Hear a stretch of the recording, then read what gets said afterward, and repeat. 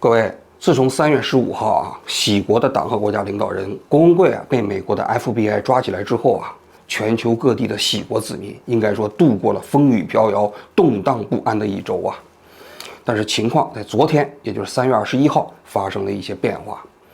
郭文贵通过这个律师跟自己的3C 办公室的革命战友通了电话，然后呢讲了他在狱中的情况，并且以他们的名义给他这全球的喜国子民写了一封狱中来信。应该说这封信起到了稳定大局的作用，他就发表在喜国自己的媒体国媒体的首页上。这封信大致分为上下2部分第一部分主要是介绍了一下郭文贵在过去的6天在看守所里都经历了些什么。他就讲郭文贵被抓起来之后，首先进行了病毒隔离。虽然说现在全美国对这个病毒早已经都不进行任何隔离措施了，但是郭文贵毕竟属于党和国家领导人所以说他的这个待遇跟别人就不太一样。所以他一进监狱之后马上就进行了5天的病毒隔离。在3月17号这一天理了发3月21号这天刮了胡子。从这个隔离出来之后立即就把他安排在了条件最好的一个监舍。这个监舍里头可以淋浴，然后呢同伴呢都比较文明，然后同时呢这里还有厨房可以做饭，吃的据说比3C 办公室还好。更重要的是这里头这郭文贵还见到了自己的战友。那警察里面很多人都知道爆料革命对郭文贵是极为尊重郭文贵呢也就在这个过程中间给自己的子民呢提出了3点寄语。第一点就不要乱。各位一定要记住兄弟姐妹有福不一定可以同享，但是有难一定要同当就是剩下最后一个馒头也要大家一起吃。这是核心的核心，不要乱要紧紧跟随联盟、铁血组和农场，大家只有团结才有力量。第二，现在最不需要的就是眼泪、担心、恐惧，一定要记住，各项工作不能停，要行动。第三，315的事情其实七哥事先都有预感，七哥走到这一步其他战友就不用走了，这是一定会发生的。不发生，我们这联盟都不可能走下去。因为有了这件事情以后他就锻炼了我们的应变能力、团队能力，考验了整个喜国全球各地的战友的感情，也让我们知道了谁是真的战友，到底世界上有多少人跟我们在一起。说实在的，正是因为革命形势大好中共出来捣乱才为喜国革命大业制造了这个障碍。但也正因为有了这个障碍其实喜国未来的前途发展才会更好。所以这个郭文贵给自己的子民说他一定会有尊严的从这里走出去。应该说过去的一周全球各地的喜国的子民确实有点乱。我看了一下他们各地的情况，他们大概分成了4派。一派呢，应该说就是怎么说，一切尽在掌握中派，就认为这一切的发生其实郭文贵早就知道。你想七哥是什么人呢？那中南海里头发生的这个一些事情人七哥尽收眼里，爆料革命嘛。那既然他的情报能力这么强，那么他其实自己被抓能不知道吗？为什么我们说七哥能够预示到这个事情发生？5点100个 FBI 来了，这一切七哥是一切在预料之中。大家就想想，大龙当时被带走的这件事情，七哥都能知道的话，他自己的事情会不知道吗？七哥最重要的就是情报呀。比如说他们什么时候要来，几点要来，那七哥肯定是知道七哥其实早就盼着这一天的到来，而且他早就知道有这么一天的到来。你只要说我们知道七哥有这一步棋，那我们心里就很安稳了。那七哥什么时候出来，早出来还是晚出来，那七哥他自己在掌控之中，他已经做好了所有的准备，一切都在掌控之中。这就像那个算命的人，他能给别人算命算得那么准，他自己的命肯定也能算到，对不对？比如说你自己眼睛瞎了才能给人算命，那必须是你都能算到了。所以这是一派，说的也挺有道理第二派呢，就是说怎么说呢，风淡云轻派，认为这件事情对于革命形势来说不算什么。邪教、黑社会、魔鬼、强盗、流氓骗子、反华排华灭华集团，制造病毒、传播病毒、制造贩毒犯罪集团，反人类、反文明、反文化、反科学、反进步、反发展、反秩序、反人性的种族灭绝大屠杀犯罪集团，集中力量干坏事，集中力量搞破坏，以坏为导向的跨国犯罪集团。那么今天文贵先生被带走的这件事，非常小的事，根本就不是些什么事儿，这是什么屁事还给了吧？我们在国内经常遇到这些什么事，在美国司法监狱中心是的就像玩儿一样的。听中国联邦人高宝良，我来自洛杉矶盘古广场。第三派就同仇敌忾派，就说本来革命大业已经是不错了，喜国的革命形势也非常好，喜国的农场也在发展壮大中，喜币也正在跟美国的这个美联储准备签合同呢。然后喜币这个准备通行全世界，对不对？要取代人民币。就在这革命大好形势之下，看这个七哥被抓起来了。这万一革命形势要失败了，很多人的后路都没了。我觉得郭先生对咱们每一位战友他是有再造之恩的。我的生命就是郭先生给的。你说气不气 ？DOJ 也好 ，SEC 也好，对七哥出手，把七哥跟我们强行分开。为什么？中共现在就要对台湾出手了。七哥是对中共最了解的，中共想什么时候对台湾出手，用哪种方式，从哪个方位，这个世界上只有七哥才成功的阻止过中共对台湾的出手。你那个 DOJ， 你这个 SEC， 你配合着中共把七哥隔离开来跟世界，你这是帮中共。如果说我们输掉了这场战争，对我来讲，这是性命攸关的事情啊，是生与死的那个区别啊，只有一条后路啊，就是被遣返回大陆啊。我还有三明治，还有航空母舰，毫无悬念的，我们一回大陆可能就会被逮起来，没有别的选择的，这就是个生与死的选择啊。第四派就是行动派。3月18号，喜国在美国的子民呢，就动员了差不多有100人之多呀。他们打着喜国的国旗啊，就到了七哥的住宅下面，然后就要求美国政府必须立刻无条件释放郭文贵。他说他非常感谢郭先生，因为郭先生是把病毒的真相以及疫苗的真相告诉给了全世界的人，所以呢，他们是把郭先生当成一个恩人来看的，把郭先生的这个相片给打印出来。我们才是这个地球上现在仅剩的希望。他们住在这个楼里的人，包括这幢楼里面最大的住户、最有钱的那个人，他竟然就在光天化日之下被 FBI 这样强行带走。起诉书上说 SEC 它代表所有的 GTV 的投资者，然后我们是受害者，然后说去起诉郭先生。你们是受害者吗？不是。你们满意你们 GTV 的投资吗？满意。来喊 You should have your own freedom. Here in United States, no freedom. Free Moscow. Free Moscow. Free Moscow. Free Moscow. 郭文贵自己的 YouTube 账号这2天呢，其实也频繁的开始发出一些这个他们郭媒体制作的视频啊。这视频里头就讲到，郭文贵这次被抓，疑点重重，5大疑点。最核心的内容啊，他们就认为啊，就是郭文贵反对中共，然后搞爆料革命。那么他现在为什么在美国被抓起来呢？最重要的原因就美国整个的司法体系啊，已经全部被中共收买了。美国现在危险了，包括就郭文贵那天就是刚被抓起来之后，不是上法庭聆讯吗？检察机关都承认他们跟中共搞合作，而且说实在的，就这一个。美国司法体系被中共这个收买啊，跟中共合作的这件事情啊，郭文贵七哥早一段时间内早就预料到了。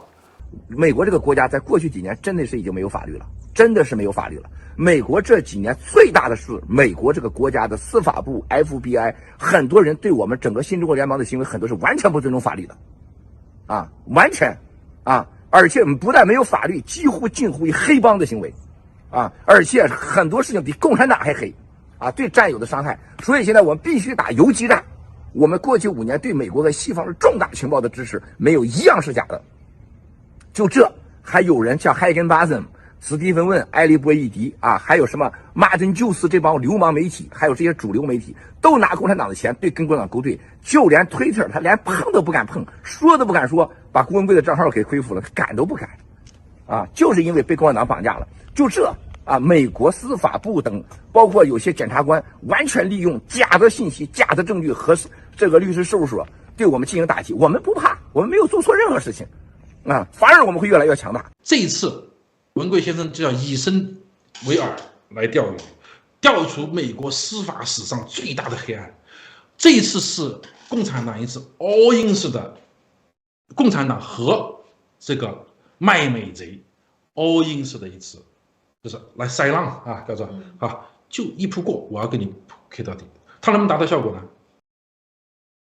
如果中共和卖美贼认为限制住郭文贵先生的自由就能让灭共进程停止，那他们就完全错了。3月18日揭露 CCP 渗透美国、抗议迫害 Miles 大游行的现场，长岛哥喊出：“我们都是 Miles 郭，我们是热爱并追求自由，希望用行动推翻中国共产党的一个群体。中共最想看到新中国联邦人自乱阵脚，但是我们用行动击碎了他们的幻想。用郭先生的话说，所有的事情不能停，该干啥干啥。”我有时候看这个喜国的这些子民们嘛，我觉得这个我有2种心态，一则以喜，就是说觉得他们挺可笑，是吧？用这种循环论证的方式来说服自己啊，明明郭文贵已经被抓起来了，美国的警方都列出来那么多这个所谓证据，他们就是不信。一则以悲呀，其实很多人被骗呢，他们也是倾家荡产，他们也其实有很多人毕其一生的财富都被郭文贵给骗走了。但是即便如此，你看，面对现在郭文贵已经被抓起来的现实，他们还是不愿意相信。我今天就来讲一讲啊，其实郭文贵啊被这个美国的司法机构抓起来之后，他未来到底有可能需要承担什么样的法律责任，到底有可能被判多少年？现在啊，围绕着郭文贵啊未来有可能在法庭上被起诉啊，大概分为2种意见啊。一种呢，就是很多华人媒体讲，你看他的罪名11项加起来195年，或者是215年。另外一种呢，就是郭文贵的这些子民们认为郭文贵啊一切都尽在掌握之中，其实就是中共破坏的，所以最终在法庭上他一定会无罪出来的。我们个人觉得啊，就是这2种这个观点啊，肯定是都不太靠谱。首先是啊，美国的这个司法制度啊，这些罪名不可能累加，不可能简单，那些都是标题党。因为什么呢？因为美国的这个刑事审判制度过程中叫疑罪从无。疑罪从无什么意思呢？也就是说，检察官要起诉一个犯罪嫌疑人啊，他这个罪名要么成立，要么不成立，他不存在中间状态。举个例子啊，这个人比如杀了个人，你要起诉他，你说我起诉他1级谋杀，1级谋杀叫蓄意的嘛，对不对？那么你在起诉的过程中间，如果最后蓄意的1级谋杀没有成立，这个人当庭就释放了。它不存在说1级谋杀不成立，我给你自动降级判为2级谋杀，不可能。所以你看美国的检察官啊，在起诉犯罪嫌疑人的时候，他都会起诉一大堆罪名。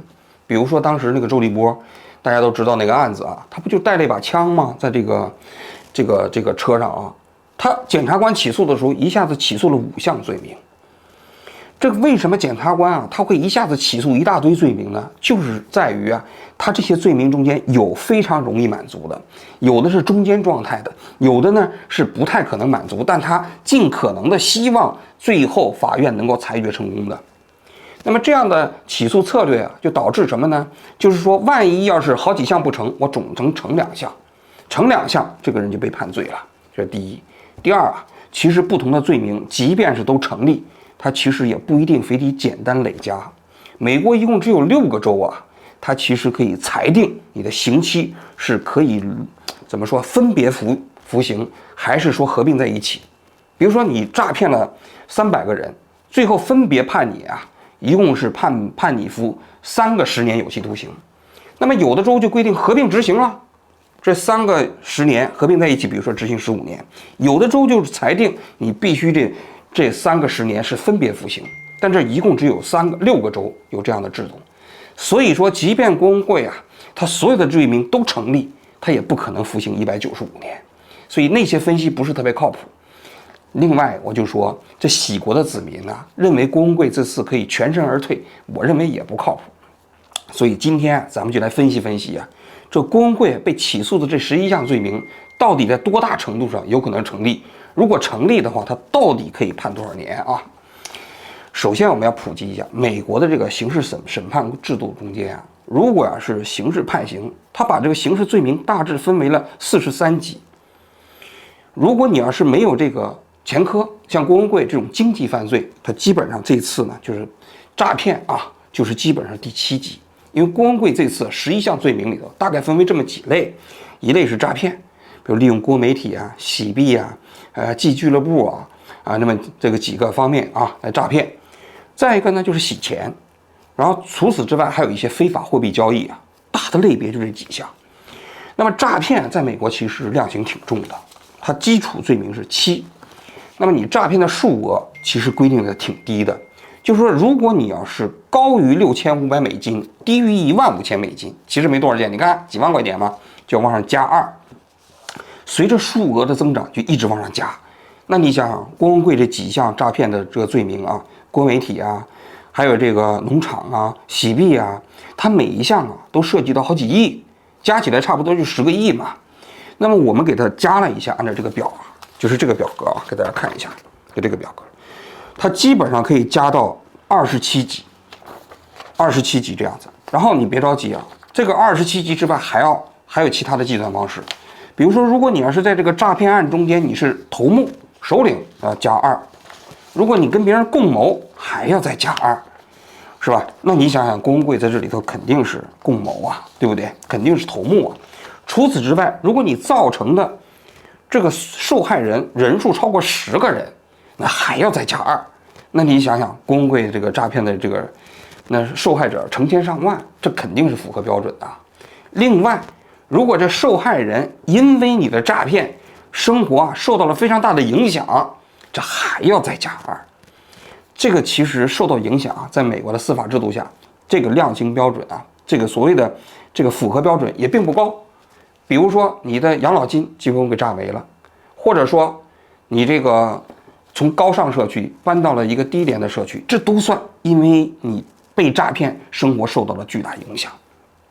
所以这7788一加我们大概给郭文贵算了一下，他的这个罪行如果诈骗罪成立，大概是在33级。那这个33级如果按照美国的司法制度它量刑大概在27年左右，27年到30年左右。所以呢，它其实我们也算了当然它也有可能这几项都不一定都能成但它最低也得在监狱待15年。这还是只是诈骗它还有其他的呢，就是非法货币交易和洗钱如果那几项罪名放在一起叠加在一起它可能还要再往上一点。所以郭文贵这次其实全身而退的可能性是很小的。虽然说在现在很多喜国的子民看来他在监狱里还享受着党和国家领导人的待遇监狱里的警察对他也是崇拜有加但他其实真正能够有尊严的从看守所里头走出来的可能性其实没那么大了。我告诉过大家过，文贵的本事就是隔空取钱隔空取钱那紧接着我们就分析一下他这几项罪名成立的可能性有多大我们刚才讲郭文贵这个所有的11项罪名里，最严重的就是4项诈骗罪。这4项诈骗罪里头，第一个是郭媒体。郭媒体是他当年成立的嘛？成立完之后呢，就把郭媒体以4.几亿美金的价格卖给了全球5000个投资者。在这里，警方调查发现他这里为什么有问题呢？他从这4.几亿美金里头，他拿出来了1亿美金，投资了一个对冲基金。那这个对冲基金的受益人是他的儿子，那这其实就显然是属于这个诈骗了这是应该说这个案子他后来已经和解了，他们同意向那个受害者支付5亿美金嘛，所以说证据是非常确凿的，这是第一个。胡说八道，放屁。第二个就是喜马拉雅农场这喜马拉雅农场它在全球各地它不是搞了这个很多农场，让大家去给这个农场贷款。贷完款之后，1美金的贷款就可以转一个郭媒体的这个股份。这个呢，他一共搞了1.5个亿，但是他这1.5个亿里头他拿出来3700万去买这个游艇去了，这个游艇也被美国警方给扣了。然后他的财政部长于建民也拿了1000万美金转到了自己的账户里。那这个呢，其实证据也是非常确凿的。你就造谣 ，FBI 从来没调查郭文贵。郭文贵对着视频直播说的 ，FBI 从来没调查班农。第三个就是他是洗币，洗币我不是讲了吗？他发行这个洗币之后号称是这个涨了270倍，是吧？但他怎么运作这洗币的呢？他这关键过程中间他造假，因为他说这个洗币将来可以取代人民币啊，而且未来跟美元之间也会形成一种兑换关系啊，可以用洗币买东西啊。他们就造了一个假，就买那个法拉第，买一个很贵的法拉第，他说他是用洗币买的。但实际你想想，人家法拉第怎么可以收他的洗币呢？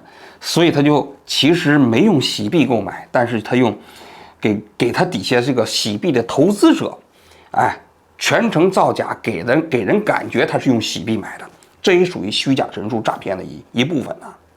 天助我们！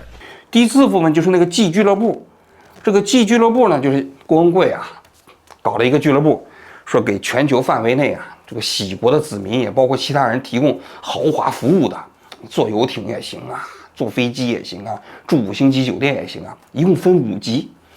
第一级，往里存1万美元，一年年费是500美金，最后一级要往里存5万美金，然后呢，一年的这个年费是2500美金。他这就是个 G 俱乐部啊，他一共搞了1.6亿美元。我说这个确实是我有时候不太理解啊，就是这个全球这个有钱的这个华人真是不少啊。就郭文贵就是搞了这么一个俱乐部，也搞了1.6亿美金。但是我仔细看了一下，就是这 G 俱乐部，虽然警方其实也在起诉他这个内容里头啊，但其实成立的可能性可能没有那么大，因为它毕竟是一个商业项目嘛。虽然他拿着这里头也去买豪车啊什么之类的，但是他属于他赚的钱嘛。但是他那个非法货币交易啊，还包括洗钱啊，其实能够成立的可能性是比较大的。就是你想啊，他发行洗币啊，就这些东西啊。所以综上所述啊，我个人觉得啊，就郭文贵啊，其实最有可能被成立的这个罪名，就是诈骗罪里的前3项，就是利用多媒体，还有喜马拉雅农场，还有这个洗币这3项的诈骗啊，这个罪名成立的可能性非常之高。这种黑是无法想象的。完了，你完了，完球蛋了。很多人可能不知道啊，美国这个国家对这个诈骗罪啊量刑是一直比较重的。前些年硅谷不是有一个很著名的案例吗？那有个女的叫伊丽莎白·福尔摩斯，19岁的时候就辍学啊，还创立了一家高科技的生物企业。它号称是一滴血就可以验证出癌症、糖尿病啊，所有的这种遗传类疾病啊，吸引了无数人给他投资啊，包括那些默多克啊这些人啊都给他投资。最高的时候，他这公司的估值有90亿美金，但是后来呢，他这家公司啊被《华尔街日报》给盯上了，就发现他其实这些检测根本不靠谱。紧接着，美国的 FDA 就来去调查他，调查的结果发现啊，其实他那个所谓的滴血能够验证这个疾病的事根本就是假的。那这件事情最后引起了无数的诉讼啊，最后他也被刑事起诉，最终呢就被定罪判刑是135个月，11年01个月啊。你说重不重？其实相当重了。所以郭文贵啊，我跟他比较了一下，我觉得他跟那个伊丽莎白·福尔摩斯比起来啊，要比他严重的多。首先是他这个涉及的案值高，因为那个人虽然估值了9亿美金，其实真正诈骗有1亿多美金。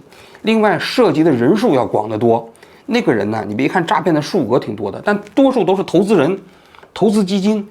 但是郭文贵不一样啊，他所诈骗的人呢，大量都是普通人呐，尤其是普通人的这身家性命的钱。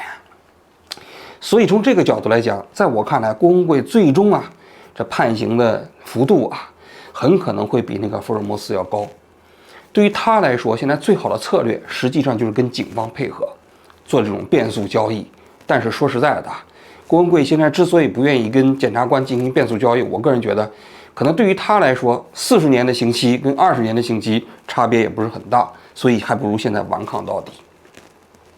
但最后我还想说一说啊，我看到那个喜国的那些老百姓啊，那么笃定的相信郭文贵啊，天天在说服自己啊，我其实心里挺不好受的。为什么呢？因为我觉得这些人呢，就挺像国内传销组织里头那些受害者。就一方面吧，他们本身是受害人，自己的钱都被传销组织骗走了。但另外一方面呢，你看到他们沉浸于那种信息中间，不断的说服自己啊，又觉得挺可悲的。就为什么他们会这样啊？或者说这样的骗局为什么可以实施啊？我个人觉得有3个因素。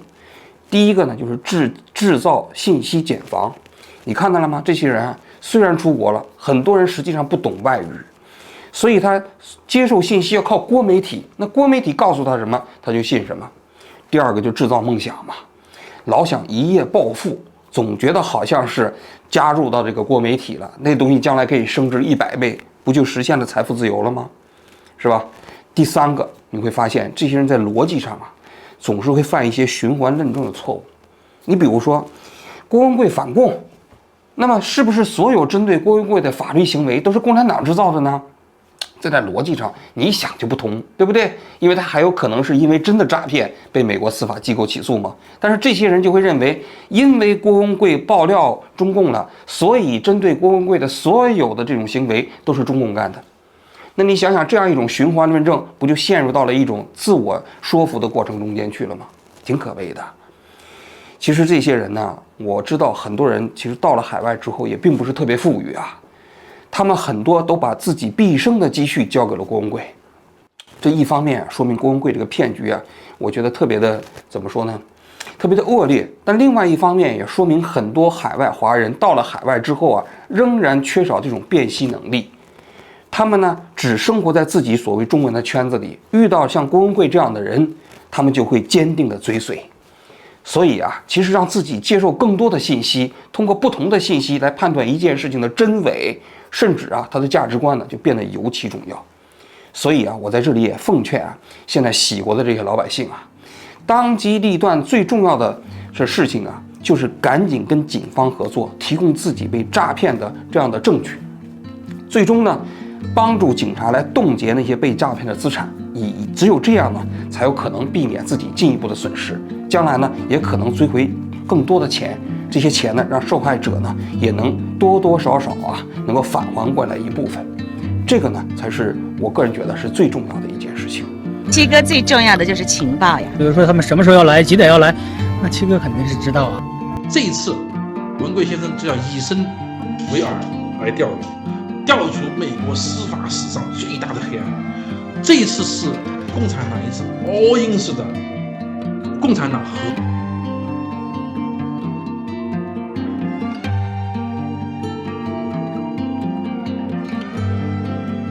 我告诉大家，文贵的本人就是隔空提钱啊，隔空提钱。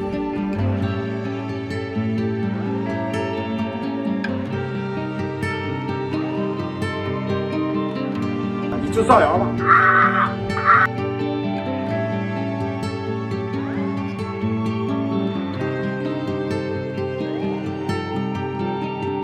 完了，你完了，完球蛋了。